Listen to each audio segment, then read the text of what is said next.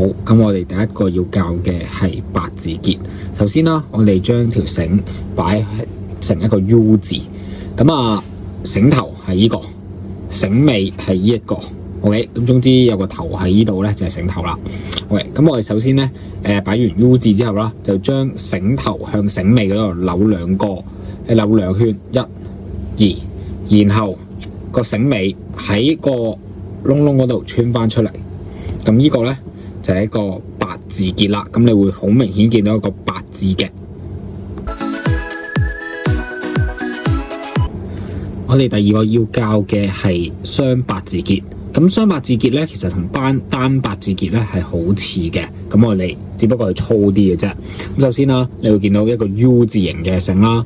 我哋將兩條繩合成一條繩。OK， 攞多啲位，咁兩條繩黐埋一齊，變成一條粗啲嘅繩啦。然後好似頭先我哋咁樣做，變成一個 U 字形先。OK， 繩頭就變咗係一個 U 啦，跟住繩尾就喺度啦。OK， 然後咧，我哋又係繩頭向繩尾兜兩圈，一、二，然後喺個窿窿嗰度穿翻出嚟。咁你會見到咧，咁呢個就係一個好靚嘅雙八字結啦。咁跟住我哋要教嘅咧係雙套結。咁雙套結係點做嘅咧？首先我哋要有一個圓柱體先啦。OK， 我哋多數係綁住某一啲嘢嘅。咁啊，呢個圓柱體，我哋條繩咧就要兜過去。OK， 然後咧翻嚟嘅時候形成一個交叉。OK， 攞多啲繩，記住攞多啲繩，唔係嘅話唔夠位嘅。然後啦，呢條繩頭再兜多一次。咁啊，去到呢個交叉嘅時候咧，就穿過個交叉喺個底部嗰度，然後拉緊佢。咁呢個情況咧，你會見到佢就係一個雙套結啦。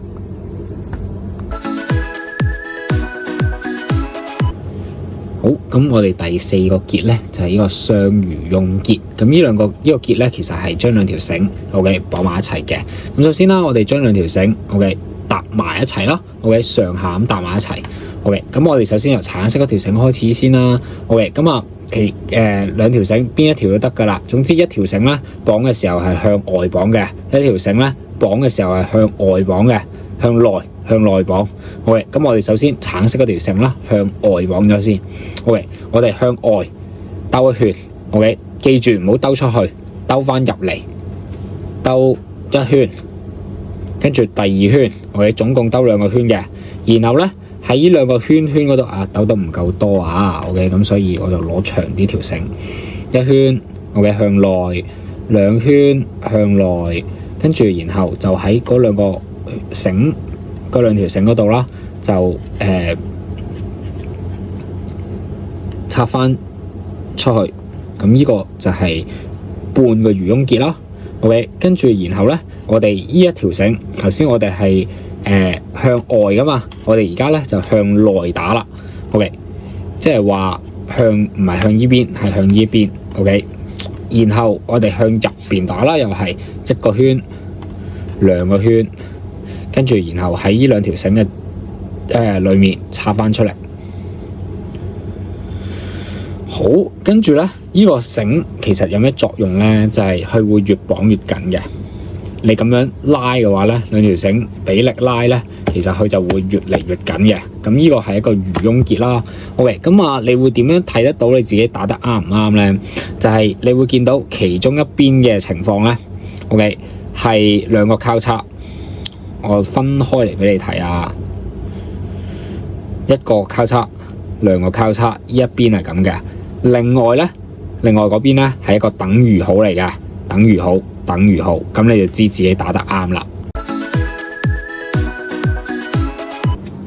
咁我哋第五個要學嘅結咧係呢個繫木結啦。咁顧名思義，繫木結就係綁住一個木棍啦，或者長條形嘅嘢嘅結啦。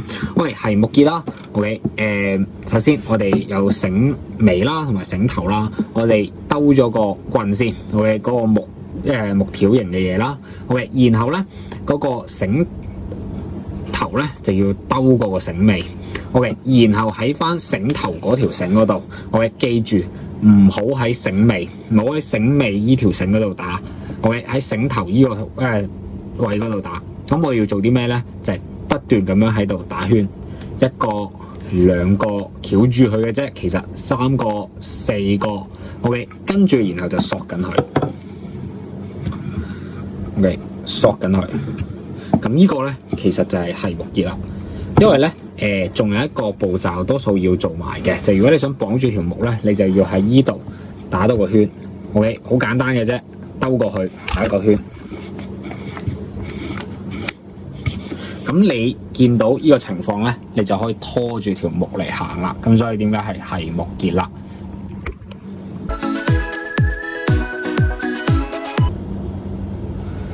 好，咁我哋而家嚟講第6個結啦。第6個結咧叫平結，咁我哋經常咧會急救嘅時候包紮會用到嘅。基本上好簡單嘅啫，我當有2條繩 ，OK， 兩邊都係繩頭嚟嘅。我哋要做嘅嘢咧有個口訣嘅，叫左搭右，右搭左。咁我哋睇一睇啦，將一端嘅繩頭搭住另一端嘅繩頭，左邊搭右邊 ，OK， 然後翹一圈嘅時候，再右邊搭左邊。咁嘅情況咧，呢個就係一個平結啦。咁你會見到平結咧點樣係好明顯，你做到一個平結出嚟咧，就係如果你解繩嘅時候，你攞其中一邊嘅繩頭掹向另一邊，然後咁樣一拉出嚟就解開咗啦。所以點解我哋用喺急救咧，就係好容易拆啊嘛。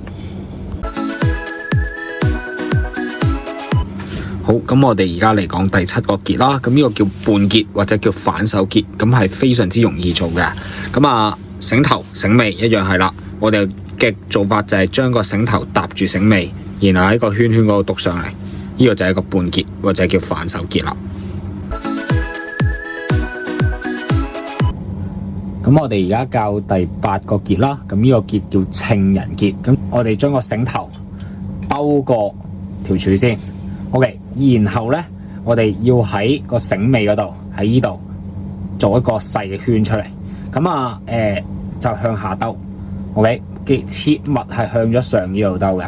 我哋係要將條繩向下兜，成為一個圈仔嘅時候先。然後咧，呢個咁樣嘅繩頭咧，就要喺呢個細圈嘅下面穿過去。OK， 穿咗過去之後啦 ，OK， 就喺呢個繩尾嘅下面。OK， 繩尾嘅下面。再兜一個圈，然後喺翻嗰個圈上面插翻落去。OK， 然後咧，只要你拉緊呢個繩尾同埋繩頭咧，咁呢個就係一個情人結啦。咁你會見到咧，其實我哋會有一個好明顯嘅三角形喺度嘅一個三角嘅結構啦。而嗰個結咧係基本上你左右咁樣拉佢咧，佢都唔會甩嘅。咁呢個就係一個情人結啦。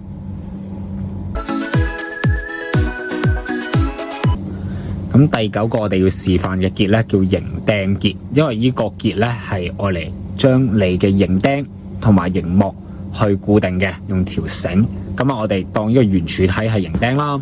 咁啊，我哋首先啦，將條繩翹過條營釘先，然後咧我哋會開始，OK， 左搭右喺條尾繩嗰度去打結，喺尾繩嗰度去做我哋嘅繩藝動作啦。OK， 將呢條繩兜，不斷咁樣兜呢個咁樣嘅尾繩，1圈、2圈、3圈。OK， 咁樣兜完之後啦，你會發覺好似一條辮仔咁樣啦。然後我哋再將呢個繩頭啦喺下面嗰度收翻一個半結。OK， 咁呢個咁樣嘅情況咧，就係一個營釘結啦。咁你會見到咧，因為我哋可以你拉緊佢嘅時候咧，佢唔會喐嘅，因為呢度有幾個圈咧，佢摩擦力好夠。但係當我哋放鬆佢嘅時候，就可以推呢條咁樣嘅繩，咁就令到你可以調節你營同埋營釘之間嘅距離啦。